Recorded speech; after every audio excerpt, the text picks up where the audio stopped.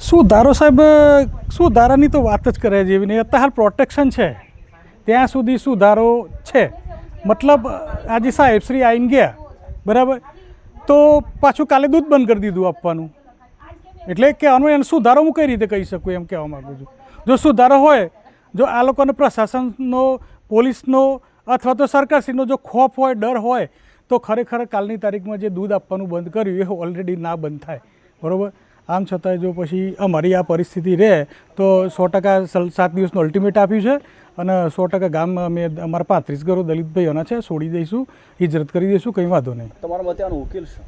ઉકેલ તો પ્રશાસન જોડે એટલો જ ઉકેલ છે અને સરકારશ્રી જોડે ને માનનીય કલેક્ટર સાહેબશ્રી જોડે એમ કહેવા માગું છું કે આવનાર 70 પેઢી સુધી આ ગામની અંદર અમારા પર કોઈપણ પ્રકારનો અત્યાચાર, દુષણ ના થાય એવી અમારી માંગ છે. અને જો એ રીતે નહીં થાય તો અમે ગામ છોડી દઈશું.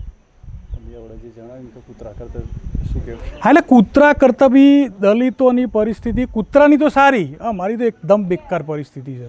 બરાબર. આ લોકો જે પ્રકારનો આ ભટસેટ રાખે છે ને, આજે લોકો ચાંદ પર પહોંચ્યા, હજી અહીંયા અસ્પૃશ્યતાનો એટલો બધો મોટો પ્રશ્ન થઈ ગયો છે અસ્પૃશ્યતાનો કે સાહેબ અમે એમના ઘરની અંદર બી પ્રવેશ ના કરી શકીએ, બહાર ઊભું રહેવું પડે.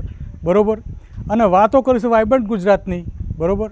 અને વાતો કરીશું કે વિશ્વગુરુની. ખરેખર સાહેબ વિશ્વગુરુ તો મને તો દેખાતું નહીં, કારણ કે મને તો રૂપાલમાં હાલ શું દેખાય છે મને ખબર છે સાહેબ.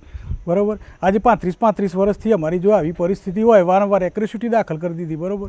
એક્રોસિટીથી અમને ખાલી ફાયદો એટલો થાય છે કે થોડા દિવસ માટે અમને થોડી શાંતિ રહે, પાછી પોલીસ ઉઠી જાય એટલે પાછી પરિસ્થિતિ તો એની એ જ રહેશે.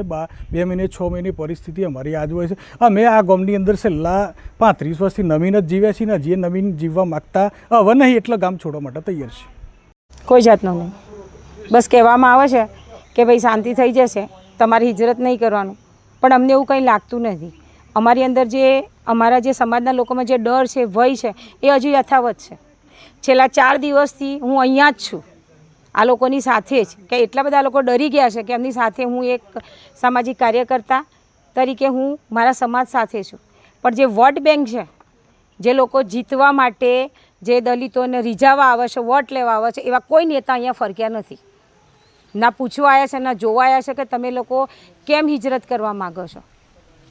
કોઈ એટલે કોઈ માણસ અહીં, કોઈ નેતા, કોઈ આગેવાનો કોઈ જ આવ્યા નથી. ના, આમાં અમને કંઈ એવું લાગતું નથી કે આમાં કોઈ સમરસતા થાય કે બીજા કોઈ સમાજને સમજાવવામાં આવે, કારણ કે આ લોકો ડરે જ ને. 30 ઘર છે, સામે 500 ઘરો છે, ક્યાં સુધી બેસી રહે. ખાસ કરીને ઉકેલ શું? આનો ઉકેલ તો પ્રશાસન જોડે છે. અમે તો ચાહીએ છીએ કે પ્રશાસન દરેક સમાજના લોકો આગળ આવે, દલિતોને ન્યાય આપે, બધા ભેગા થાય અને સમજાવે કે જેવા અસામાજિક તત્વો છે એમની પર સકંજો કસે, એમનો પોલીસનો ડર બેઠાવવો પડે, પ્રશાસનનો ડર હોવો જોઈએ કે ભાઈ પોલીસ આવશે. હવે આ રીતે કોઈના જીવન ઉપર તમે આ રીતે દબાણ ના કરી શકો, કોઈને જીવવા માટે મજબૂર ના કરી શકો. ના કહી શકાય કે તમે ખાલી વોટ બેંક જ છો. અમે વોટ બેંક જ છીએ. અમે કહેવા માટે પાછા હિન્દુ પણ છીએ.